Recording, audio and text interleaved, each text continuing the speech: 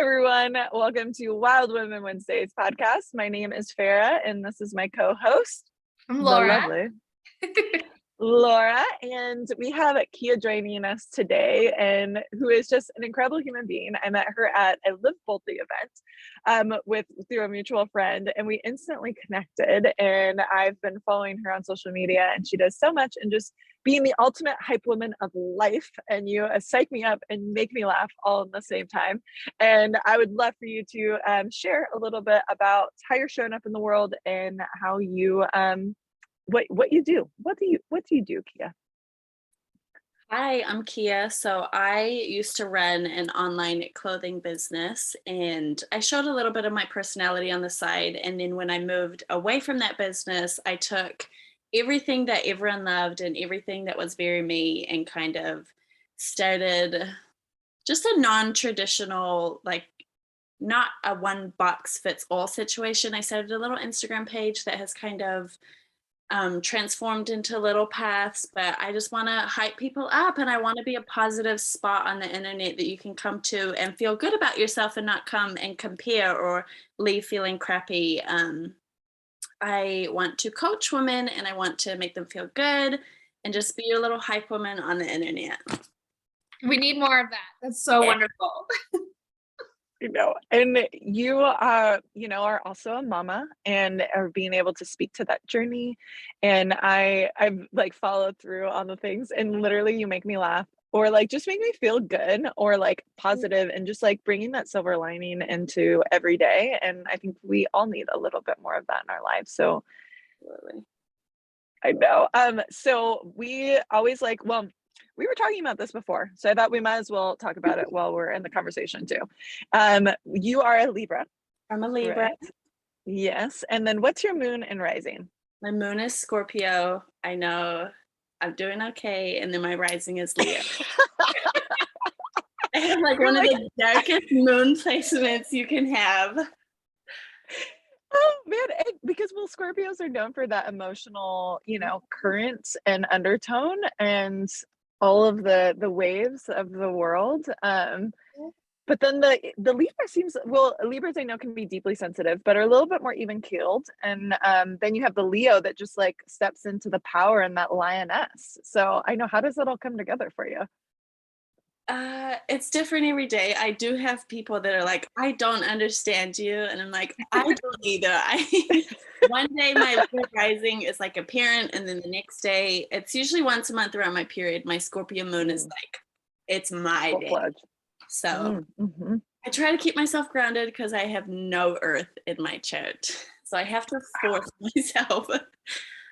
Yeah. Well, and that actually goes into a question I have for you is self-care rituals. Like, how do you kind of balance that out? How do you stay grounded?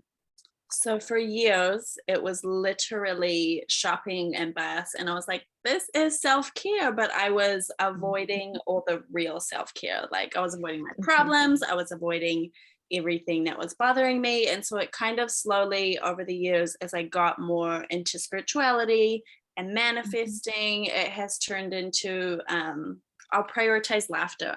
So whether I have a favorite YouTuber or a favorite TikToker, I can be sad in my bed and I force myself. I'm like, you go watch their videos and you go laugh. Or I force myself to get out of my pity party and call that friend that's going to make me laugh. I prioritize that instead of sitting around and moping. Move my body, whether it's a walk with my kids or getting outside, going to our little apartment pool or going to the gym. You can be like the saddest woman walking in that gym, but you walk out feeling like $1 million. And I just sometimes have to force myself to do that. I prioritize fun, whether I have $0 in my bank account or $1 million in my bank account. I prioritize fun, and I sometimes have to make a mental list.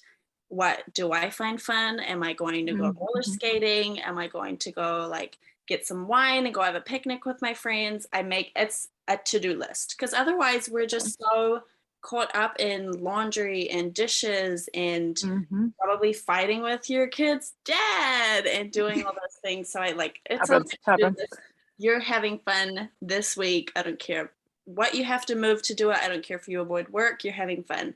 And then life seems to figure itself out after that. I take a full day off regardless every week. I don't care what's on my to-do list. I have to do it. And as soon as I take that day off, I just feel like amazing after. Things happen quicker. I'm more productive. And then meditating and journaling are huge for me.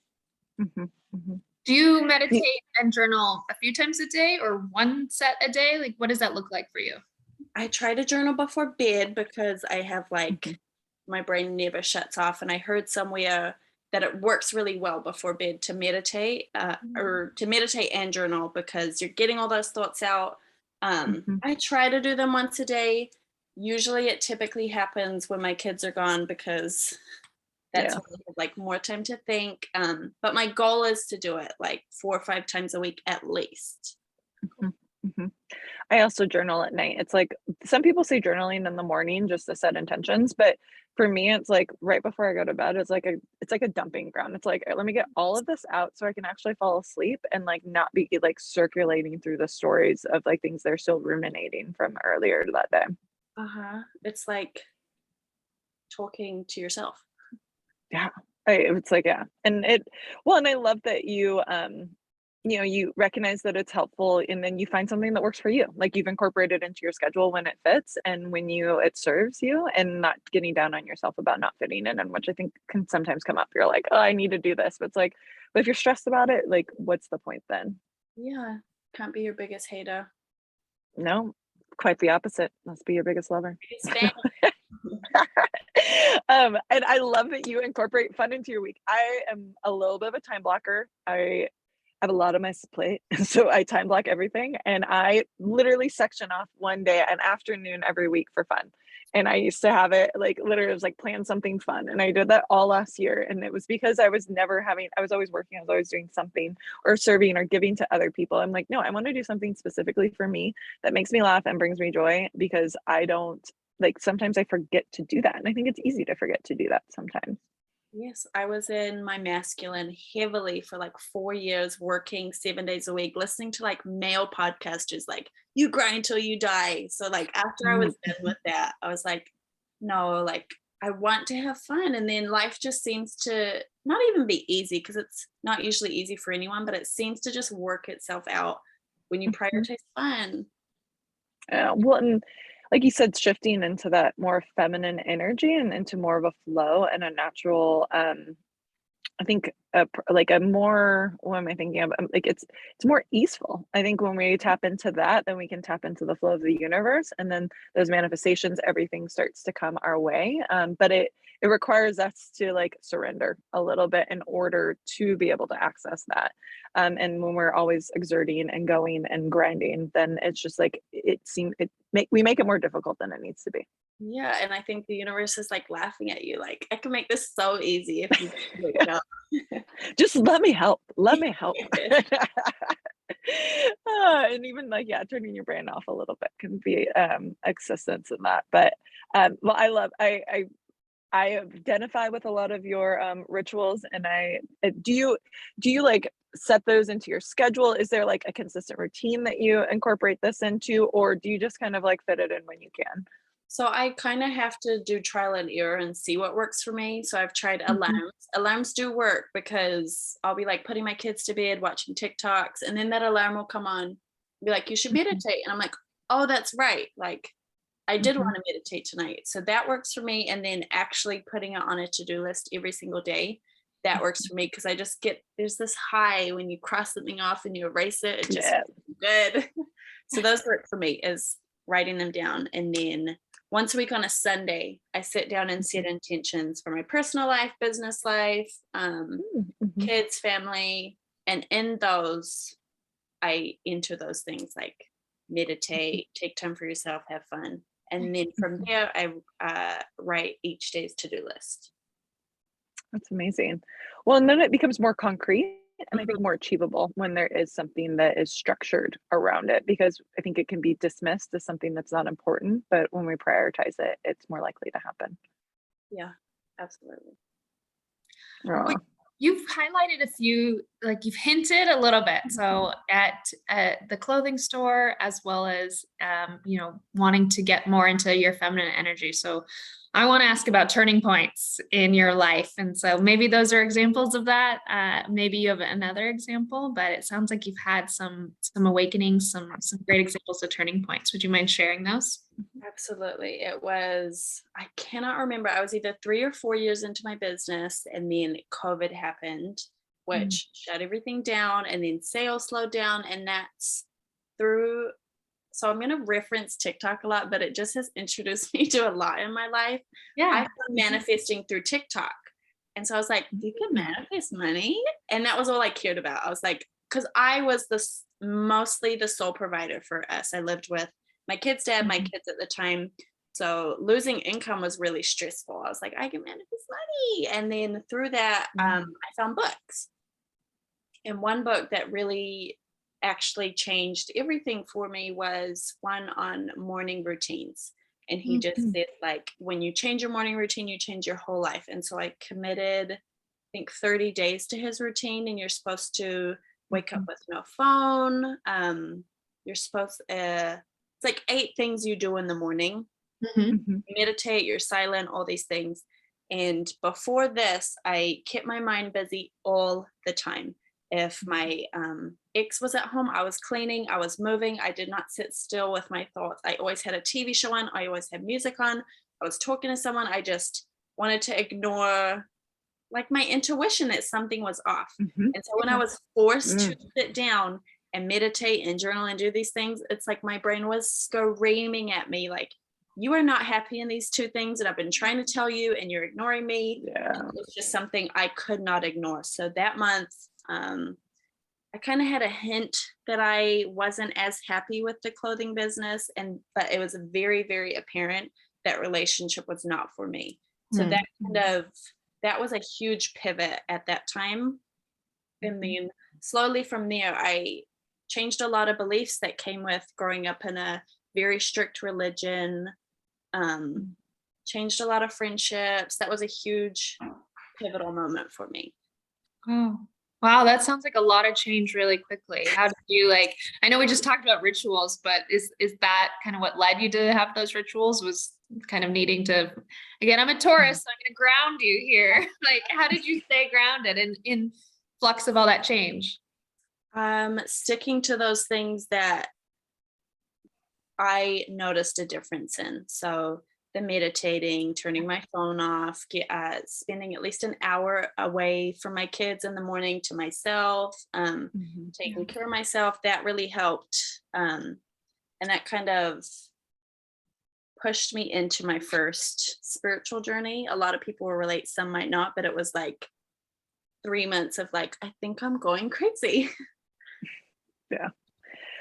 Well, and I've been there. And so I was just thinking about that, is that there comes a point where, you touched on it. It's like you're ignoring your intuition. It's like that little whisper in the back of your mind, and you need to do it, and you can hear it, it's there.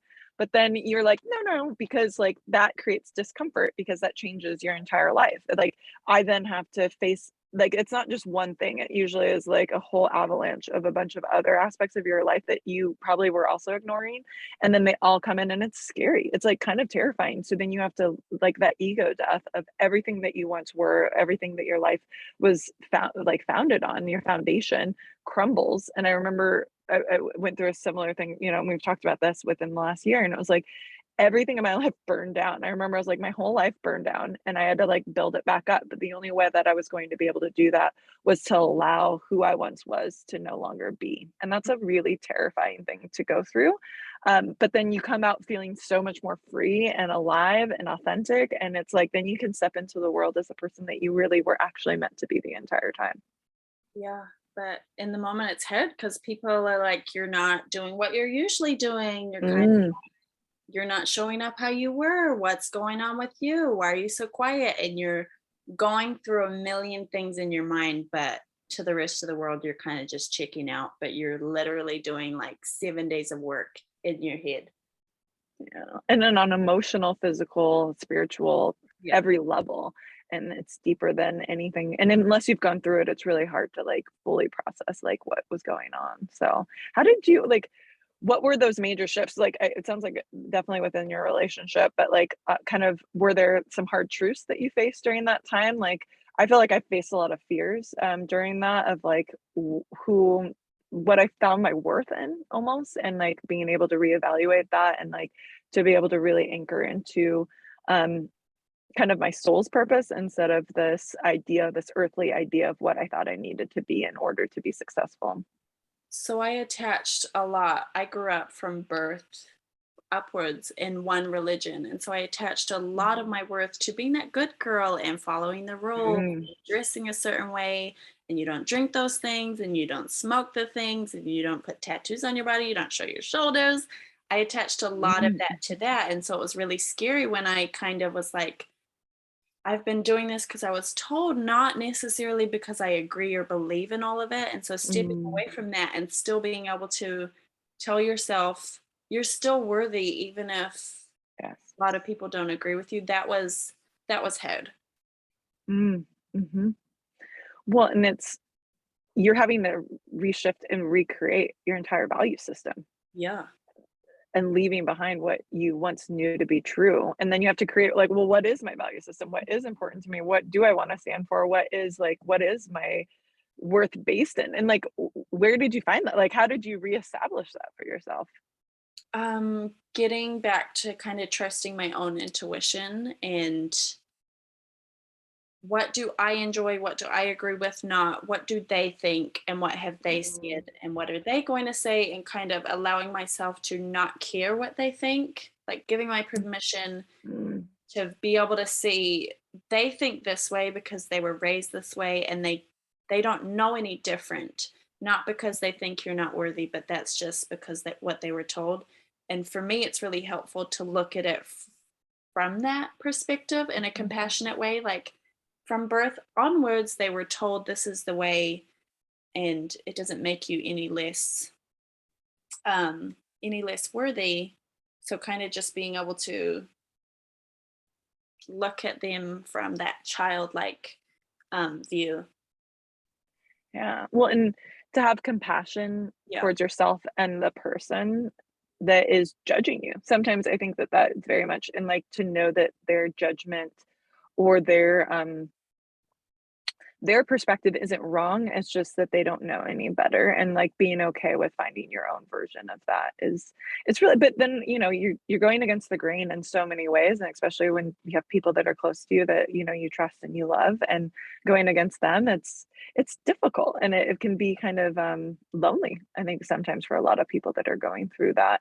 But they know that it's right. You know in your heart that it's the right thing to do. But it's like, why is this? It's some days, why is this so difficult? While other days, it's like everything's in flow and life's good. But then there's other days where you're like, I'm fucking losing my mind. Yes. It was hard.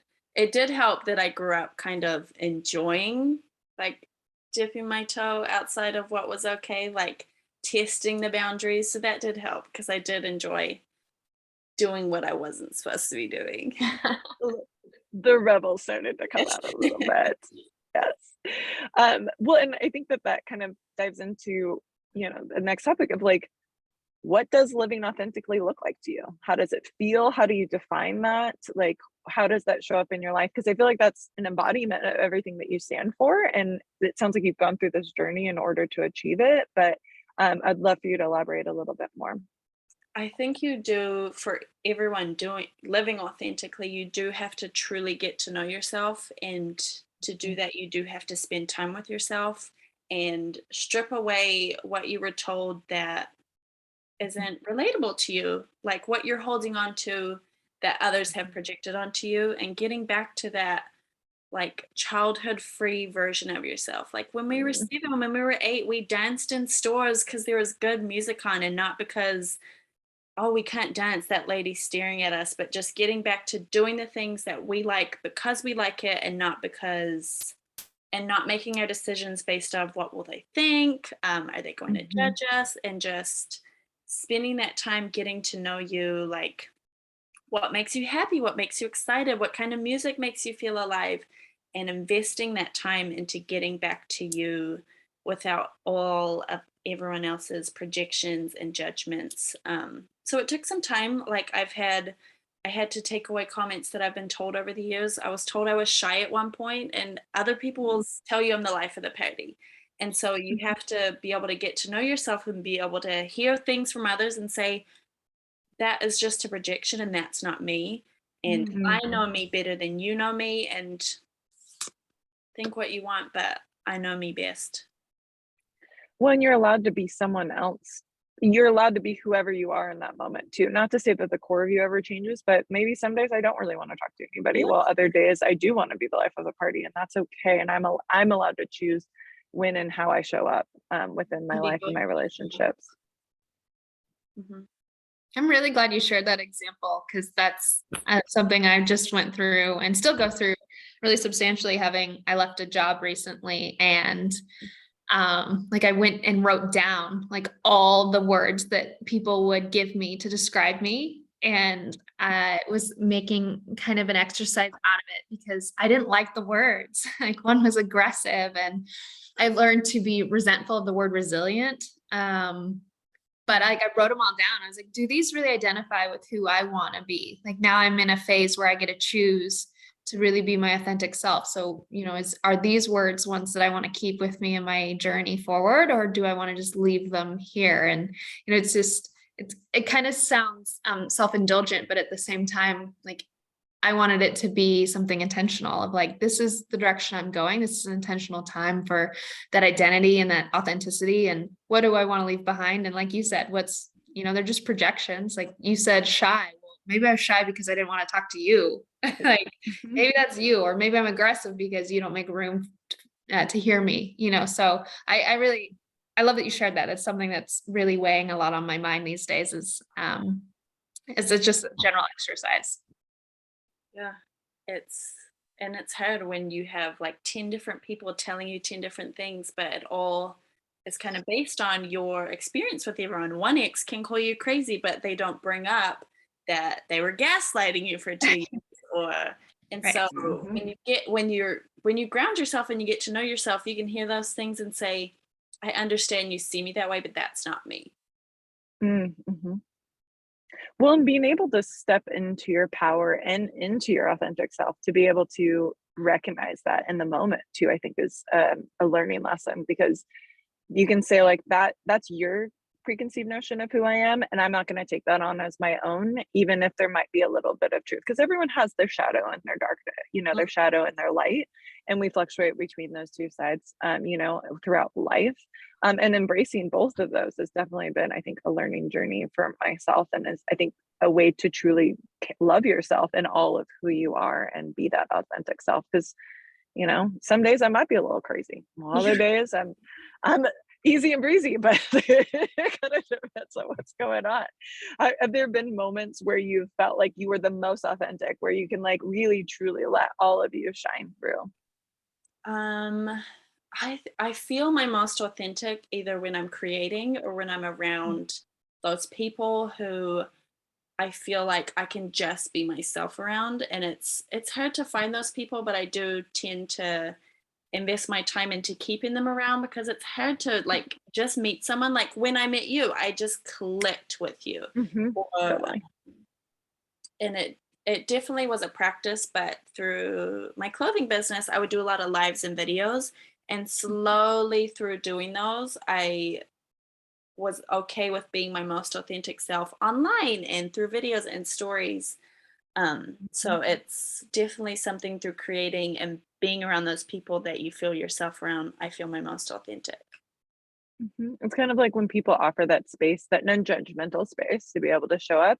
And also, is it I know it's Marianne Williamson. It's one of my favorite quotes. I don't know if you've heard of it. And it's like, when you shine and like be your authentic self, you automatically give permission to the people that are around you to also shine and be their authentic self. And I Yes. think being able to open up that forum to be like, we're all just who we are and let's be that. And there's no expectations. And I think when you relinquish that, it kind of opens up the doors for more genuine conversations and connections too. Yeah, because you can feel someone's energy. You can walk into a room, and if someone is Mhm. very closed off or mad, you kind of, oh, I feel that. But when you walk into the room where people are open and being themselves, and you're like, okay, I can be myself too. Like you feel that Yeah, energy shift. totally.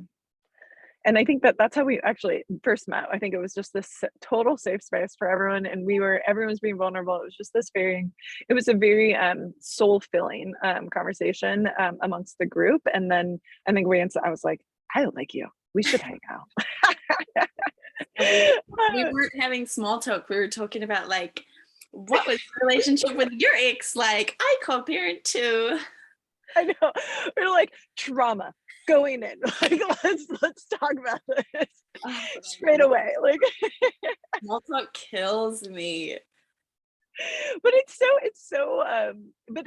real, it's raw. And I think then you open up this opportunity for you to get to know someone, truly get to know someone. And then it's like, kind of remove the BS. Like, why are we doing that? Why are we trying to be this like perfect version of something that we think is more palatable to someone else? Well, just like, why not just let it all be there? And then if they like you, they like you. They don't, but at least it's true and it's authentic.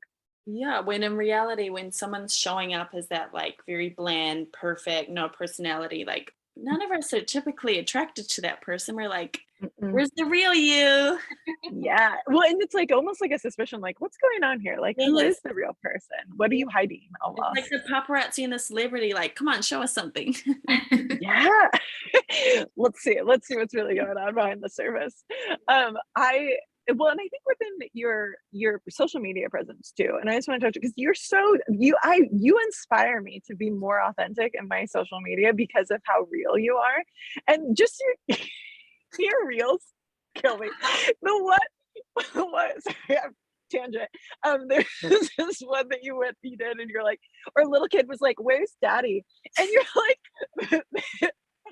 now I can't even remember what it even was. No, it's like when kids come up and ask how you have two kids if you're not married. Yeah.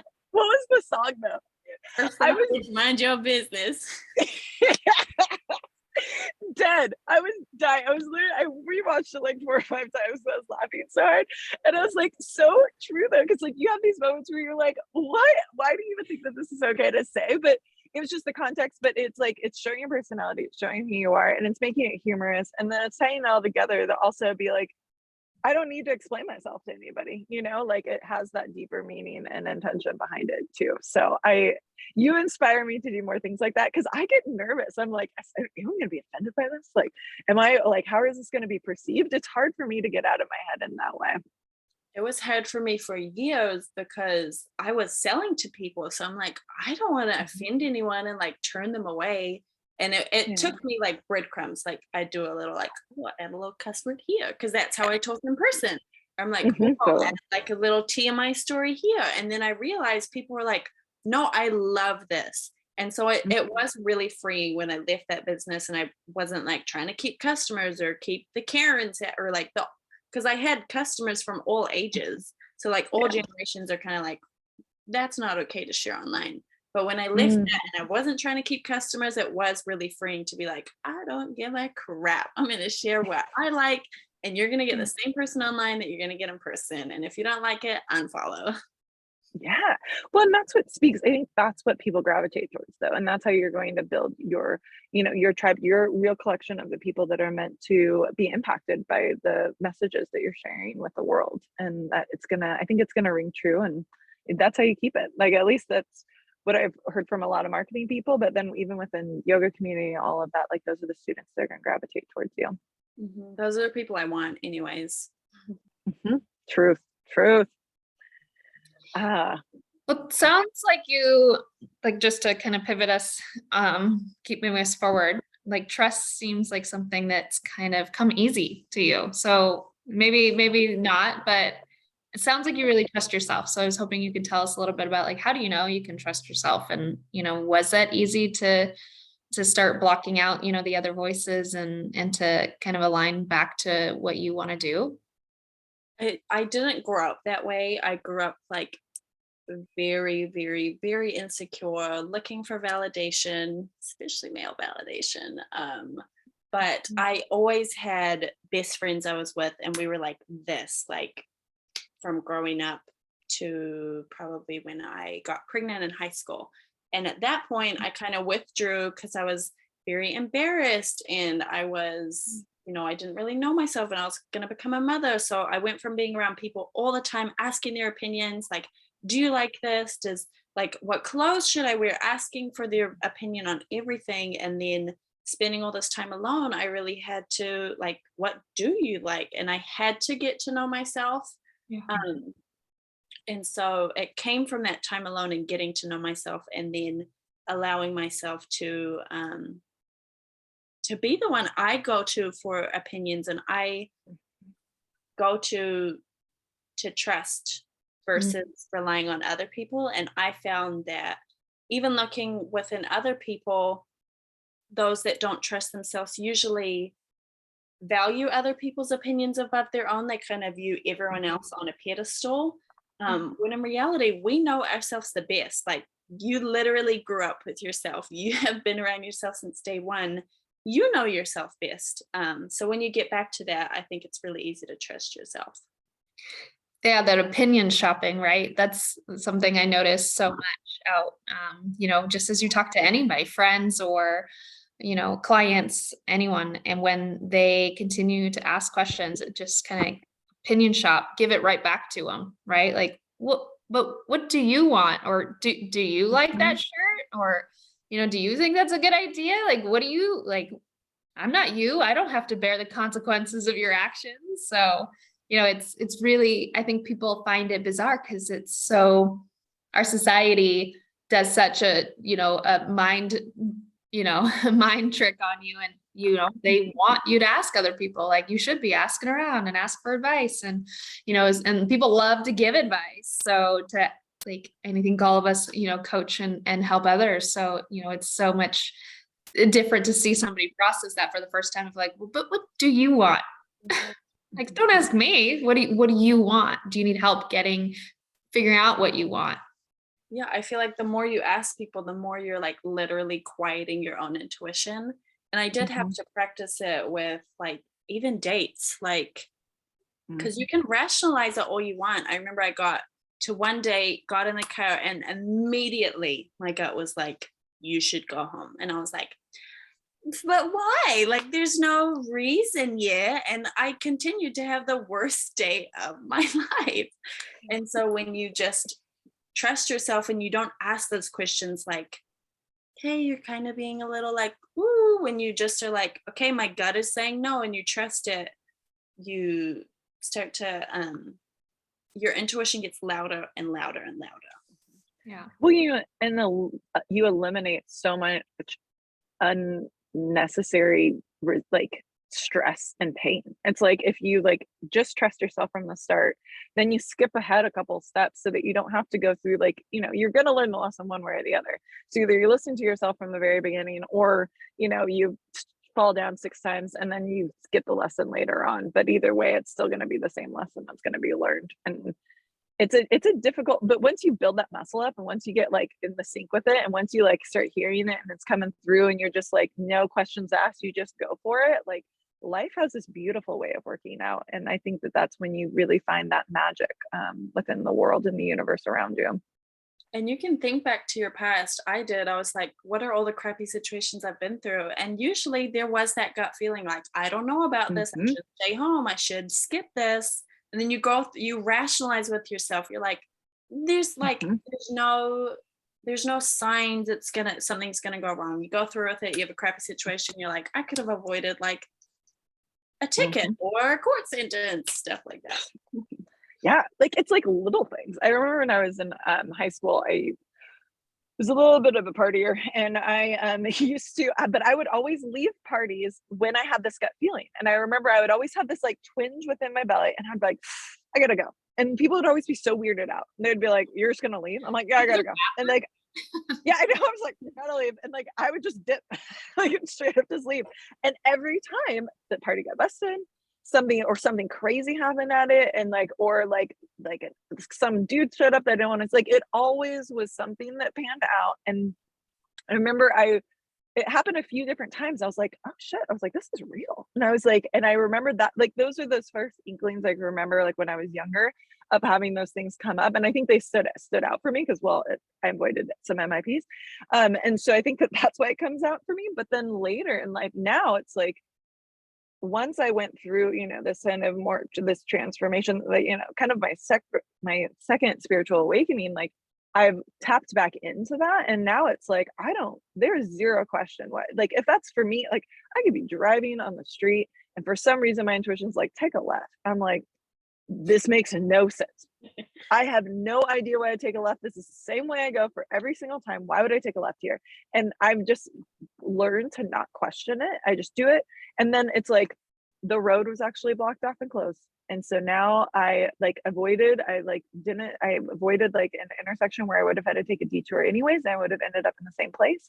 And that's a really simple example, but I think the stronger we build that trust and that intuition within our internal compass, the more that our life falls into place and that we're able to make bigger decisions. So it's not just a turn, it's like a breakup of maybe reaching out to someone we haven't spoken to, or having like going on a date with someone, which maybe we wouldn't have given them a shot before, but now we are because there's just something that seems right about it.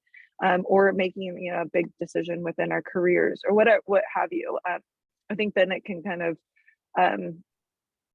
extrapolate into different areas within our life. Yeah, and when you continue to go to other people about situations for you, there's nothing wrong with venting or anything, but when you go to those people, a lot of their feedback is based on situations that are specific to them, and they're going to be very biased about their own situation when it might not be true for you. Yeah. Well, and when you hold their opinions with more weight than your own, I think that that's when things get a little shaky. And it's like you can take in that feedback, and sometimes angels and people come into your life to share messages for reasons, but like I think always weighing in on your own soul and your own beliefs and values to be able to be that guiding light. And then everything else can be taken in and taken into consideration. But it's a doozy because I'm really stubborn, and so I tend to, like, I'm one of those people that has to run into a wall about 6 times before I figure things out. And like if someone tells me what to do, I almost want to do the opposite of it. And so it's something that I have learned to take in the opinions, knowing that people are there to support me and love me and are there because they care about me, and that there are moments where the universe works in mysterious ways. So like there are moments where I'll just be having a conversation with someone and they'll say something to me. I'm like, I've literally been trying to figure this out for like 2 weeks. And then you just said that little piece, that nugget of insight that I didn't know I needed to hear, but it's exactly what was needed. And then everything else, comes into fruition from that. And being open to receive in that way, I think is really beautiful. And it's a way to, be supported by the world around us and the community and the people that love you. So I'm the same way though. Do you know your human design life path number? The like number dash number? Yes. Well, I know all my things. And so my numerology is a 415. And then my human design is a manifesting generator, and I am pretty sure I'm a 5-2. I think the 5 is where I relate to you because they say I have to check, but you have to learn your lessons through mistakes. That's why we're so stubborn, because it's like, I need to try it for myself. And if I'm wrong, then I'm going to be wrong. Yeah. Well, and it's like because in my mind, I love to take in input. Like I'm always a learner. So like I love to observe and watch how people do things. And then I'll take little bits and pieces of it and I'll apply it my own way. But it is like, especially when it comes, but it has to feel right within my body for me to be able to make that decision, to make sure that it stands true. Otherwise I don't know, like there's something within me that's like, and also I used to listen, I think, without any discernment of what other people wanted of me. And I was like, well, they know better than me. And and I think I just would automatically just follow suit with whatever was going on around. And then I kind of detoured and like went the opposite direction and was very much extreme the other way. And now I feel like now I'm in a place where I can kind of be a little bit of both, because I think people do really, and if people are, have more life experience, or like, elders, it's like they're meant, they're in your life for a reason. My 97-year-old grandma, like, she knows a thing or two. And so it's like, if she says something, yeah, I better damn well be listening to her, and like, she's going to share these pieces. And like, that way we don't have to always recreate the wheel. We don't always have to start from scratch. Like, we can take in that input from the world around us, to be able to skip a few steps. And that's what we're all in this together. So yeah, sorry. No. Okay, I won't look it up. I was like, now I gotta go look at my chart, my human design chart. DM me Do your you chart. know? Okay, well, I'll send it to you. Do you know your human design, Laura?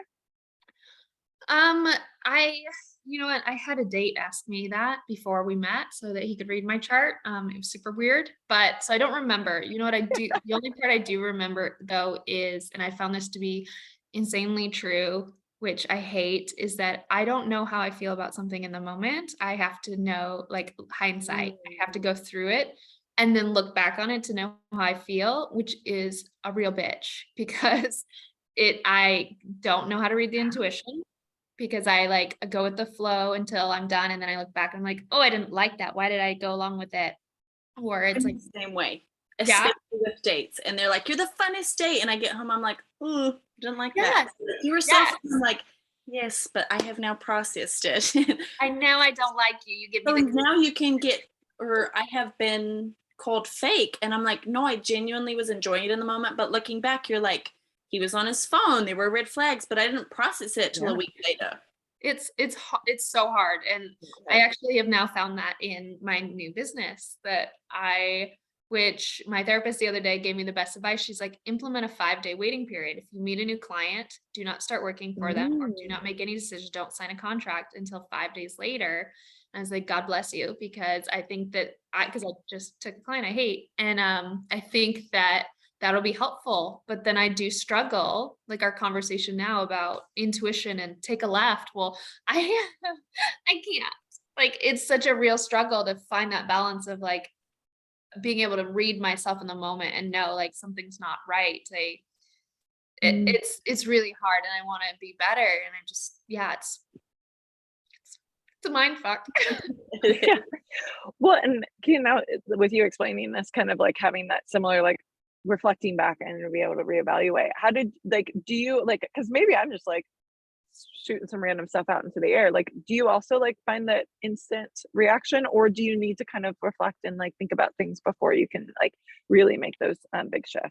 I'm like a very, very in the moment person. If I'm with you, I'm not going to be on my phone. And so I'm a great listener, and I'm a really great conversationalist. And so I'm there focusing on being present with you and trying to do that. And I genuinely like cannot see the red flags until I'm gone. Or I process it after. I'm like, okay, how did it go? He did not ask you any questions. He answered the phone on the date, and those things, like I'm trying to be like this fun person and present.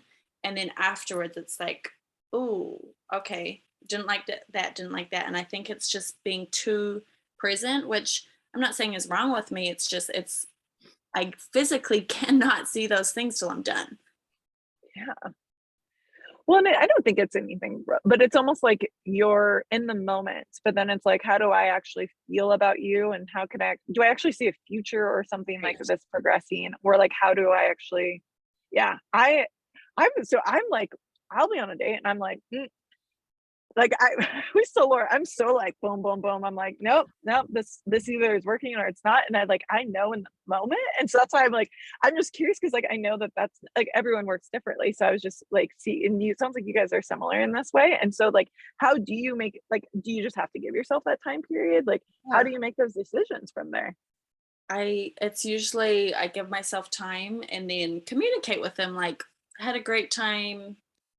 We won't work out this way, or this is like what I found later. And I do try to explain it. Like, I'm sorry, like we were on the date and I didn't tell you immediately, but this is how I work. Well, and like honoring that too, and not finding any fault in that. Like, this is who I am, this is how I work, and like, and how I operate in the world and how I operate in relationships. And like, if you like it, you like it, you don't. But this is like who I am, and I recognize that this is how I move. And that's, and like cherishing that. Like, that's, I think, a valuable trait to have. And like being present and being like, best day ever. I'm sure you're like, the love in you, and then you're like, and yes, I'm not really that into I do feel bad sometimes because I do get a lot like, oh, I haven't had someone listen to me like that, or like, it was really fun. I'm like, I hope you enjoyed it. We will not be seeing each other again because I'm not your therapist. Yes. Oh man, I know. How's dating been? Let's go in. Let's go. While we're on the topic, let's just go ahead and dive into it. Might as well. Off all the This days. wasn't a part of the questions. Yes. Yeah. I'm taking a break. I'm taking a break.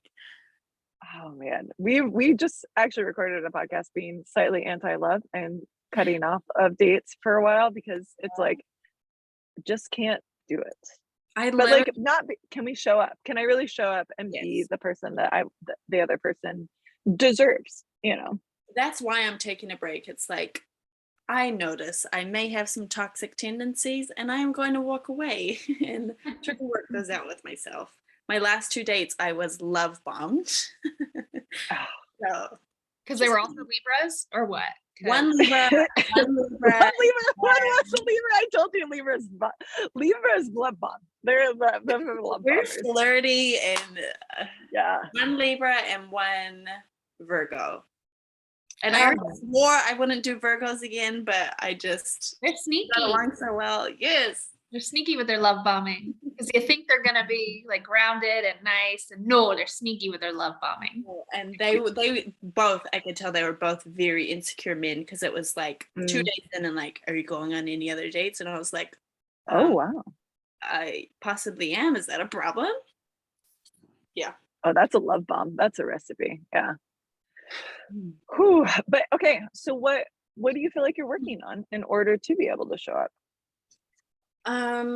Bonus question. I know, sorry, we're going in. We're just on the topic, so I'm just curious.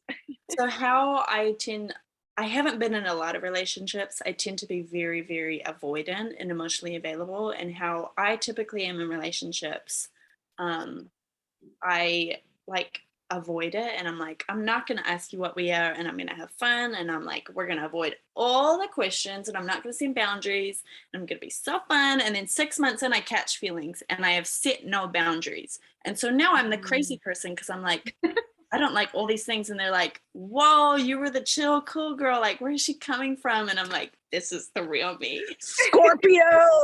I'm just joking.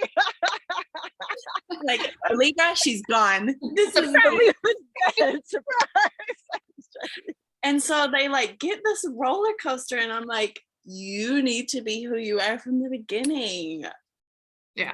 It's just I need to be less emotionally unavailable. I'm terrified of commitment, and that's why I do that 6 months. And then it's like, okay, we're safe. Like, this person's still around. Let's give them the real us now, because they're attached. I think that's a very common thing within women in general, though, is that we're more protective of our hearts. So we like kind of give maybe more of a surface level version of ourselves. And then as time goes on, and always as we build trust and comfort and security within someone, then we start to reveal other parts of who we are, because we feel like we can, and we feel more safe to do so. So I think that's across the board. While men tend to jump right in, feel all the feels from the beginning, and then they're like, wait, what? I thought that was like, feel all the feels, sure.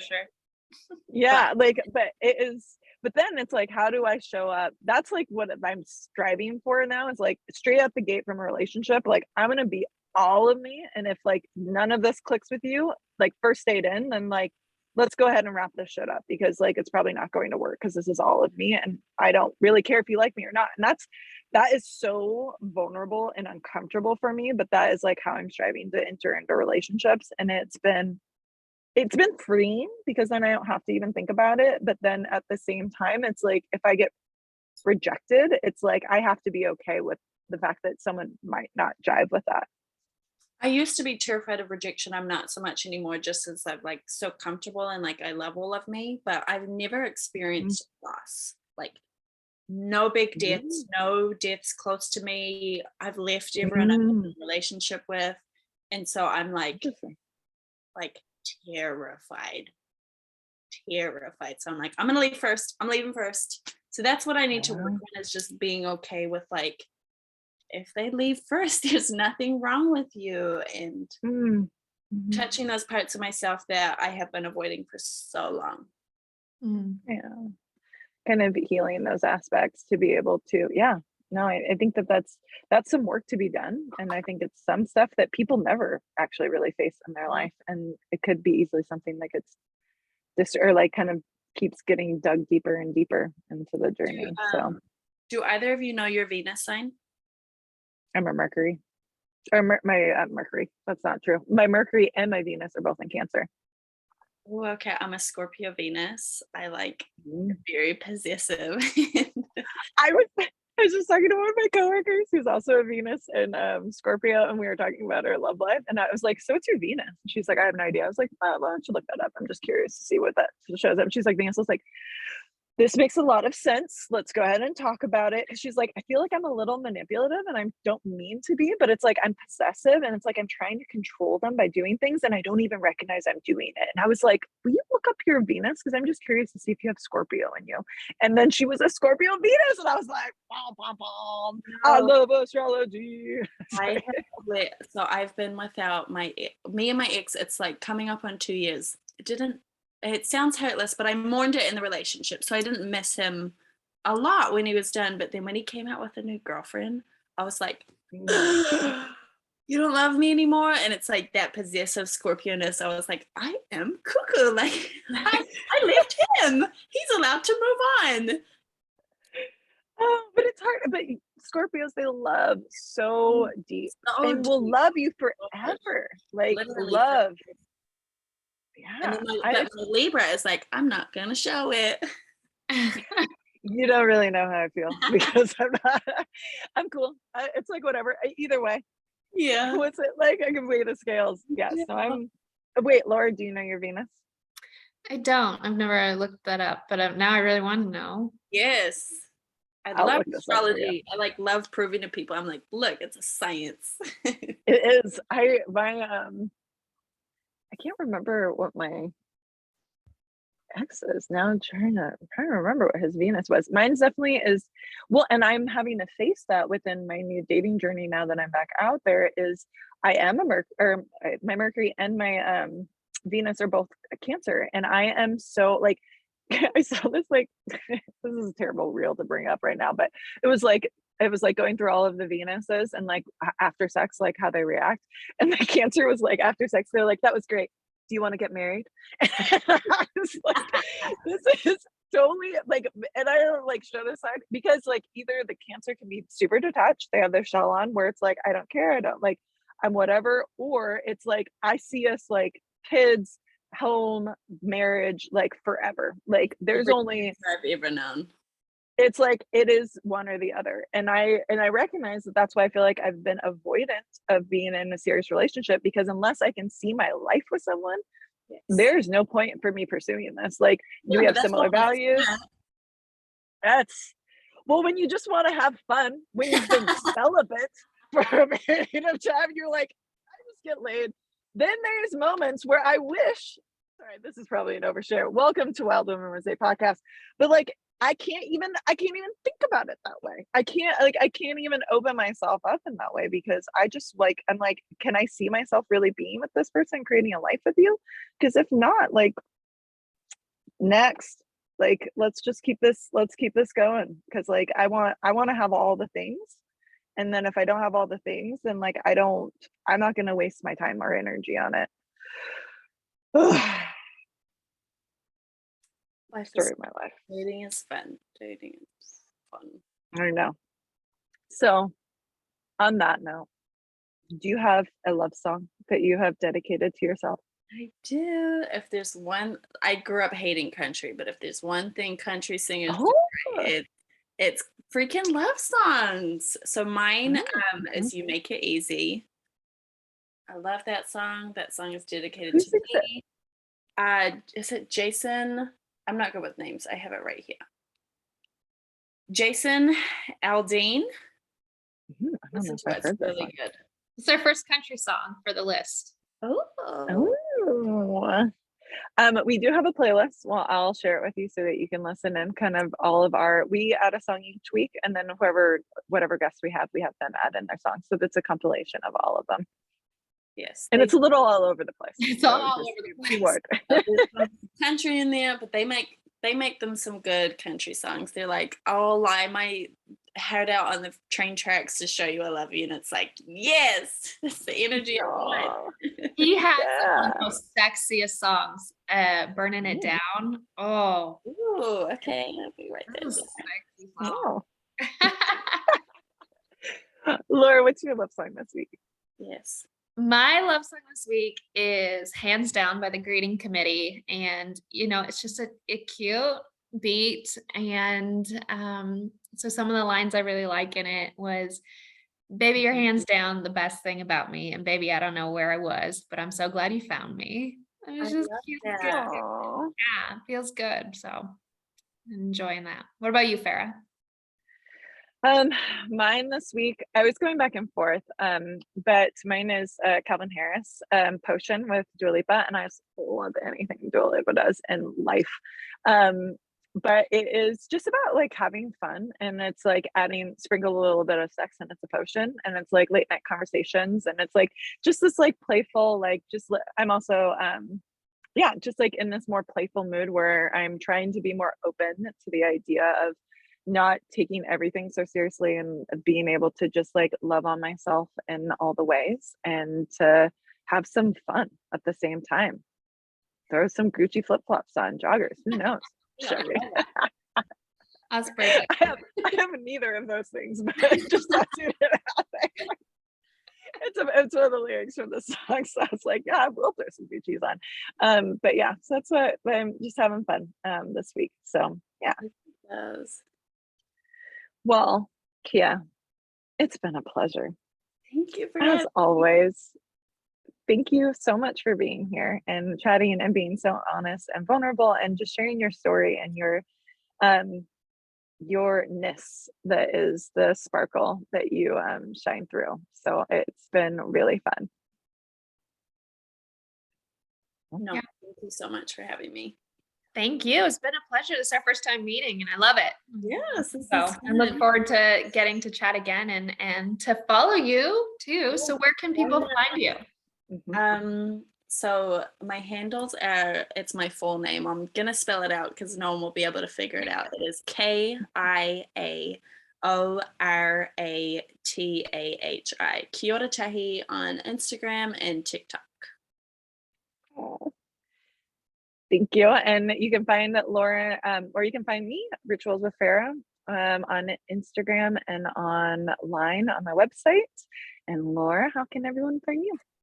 Coach with Laura on Instagram or laurabiddle.com.